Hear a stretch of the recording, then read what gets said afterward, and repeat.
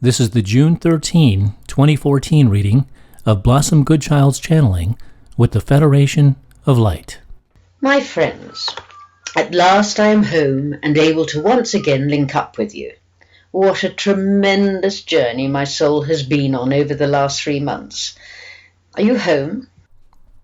We, dearest one, are always home, for we live within our peace. And this, therefore, would be what we know as home. For many, we feel that they are walking the path homewards, and yet we would say one is already home.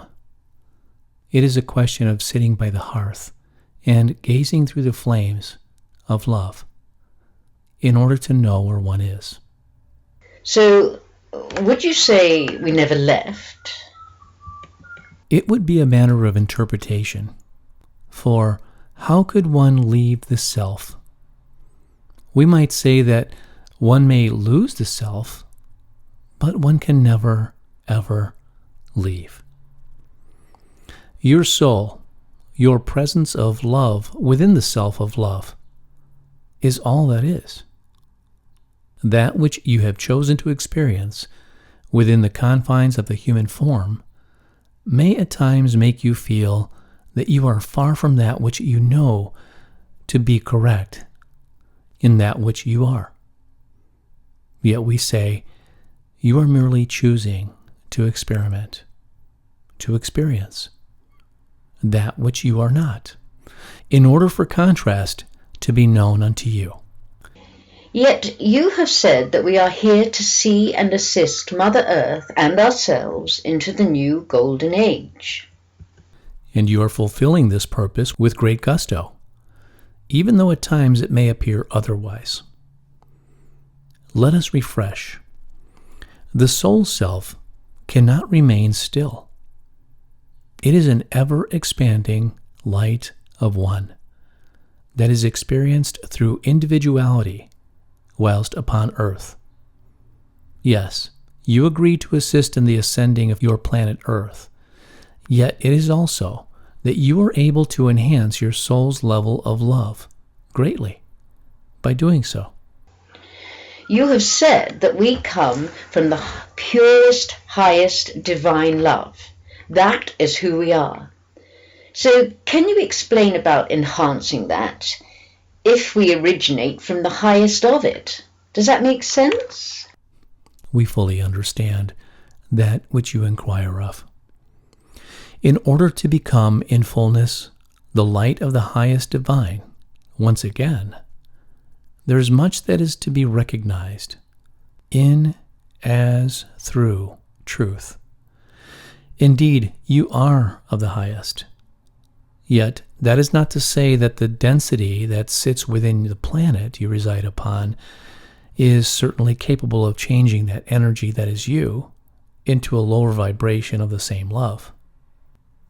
This is what you are experiencing when you are down, when you are sad, when you are angry. You are being the love that you are, yet on a different vibration of itself. I get that. My question would be, for how much longer must we reside within this lower level? I appreciate all that you have said and explained over the years. Truly, I do. And I know it's not about when you're going to introduce yourselves globally, etc.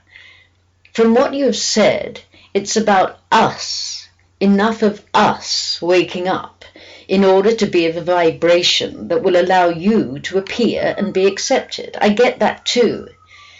Yet from what I see these days, this ain't exactly the express train out of here.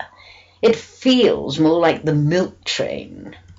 We say to you, there is so much more happening than you know.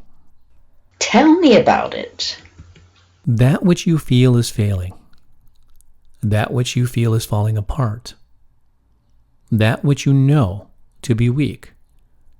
That which is of a lesser light. All these things that are presented to you are merely one side of the coin.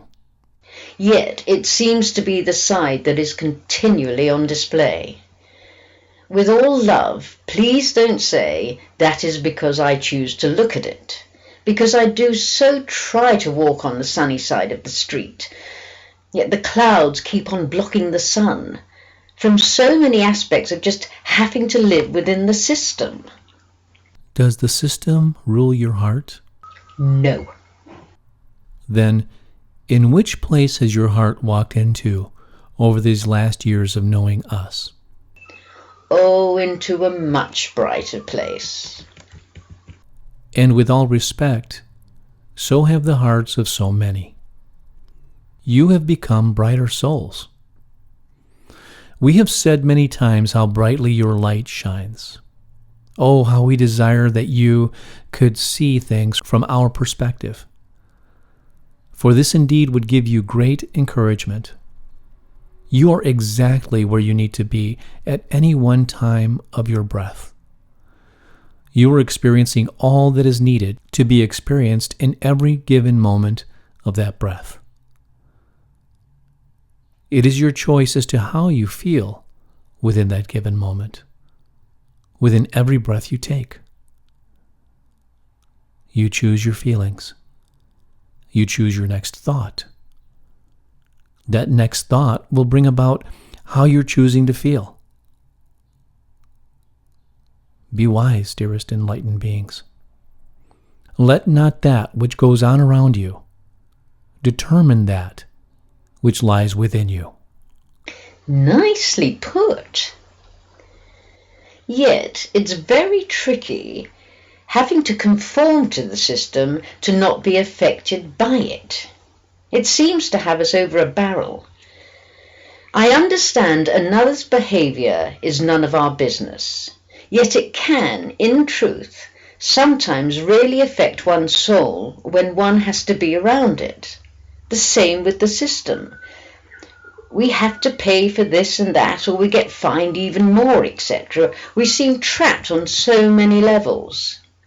Again, we ask, is your heart trapped? No. Yet it can feel very downtrodden and sad at times. Then take control over it and make it feel happy. Only you can do that. You can make yourself happy whenever you want, under any circumstance, by the thoughts you choose, which in turn talk to your heart, which in turn makes your heart sing, which in turn makes you feel happiness. This can be done no matter what, even in a war zone. The more vigilant you become in choosing happiness, the higher your vibration becomes. The higher your vibration becomes, the quicker you beat the system. How does that beat the system? Whether we're happy or downcast, we still have to conform. Yet, those who wish you to conform do not desire your happiness. By defeating their object, you are winning. This next statement is very important. The happier you allow yourself to become, the faster the system shall fall. Your world is sadly experiencing a system which thinks it can rule the world. It cannot. Nothing can rule you. You are love. Love cannot be ruled. Therefore, the more you decide to be that which you are, no matter what, the more that which chooses the lesser light shall be overshadowed by that which is of truth, that which is of the brightest light of love. Nothing can control the brightest light of love that you are. Don't get me wrong, I totally see what you're saying. Yet I still have to bring up the fact that for me, for many, it is taking so long. We're not cowards, we're not backing down. Yet I think we're all aware that the system and those who run it are far more powerful than one ever expected them to be. My question once again, therefore, is, what harm could it do for a massive show of your light to present itself to our planet? Surely this could only, in the long term, assist in many waking up and recognizing and feeling the truth and speeding things up a bit. Dearest soul, we are aware that the place from which this question arises is due to that which most of you are having to experience upon earth, and it is difficult for your hearts to resonate with it. We know you want change. We want change for you. Then why not? Please be very forthright in your answer here. I really need to know the main reasons why this has to take so long. Because in our eyes, it is on our way. You say you wait and wait. And still wait. Yet we do not look at it this way.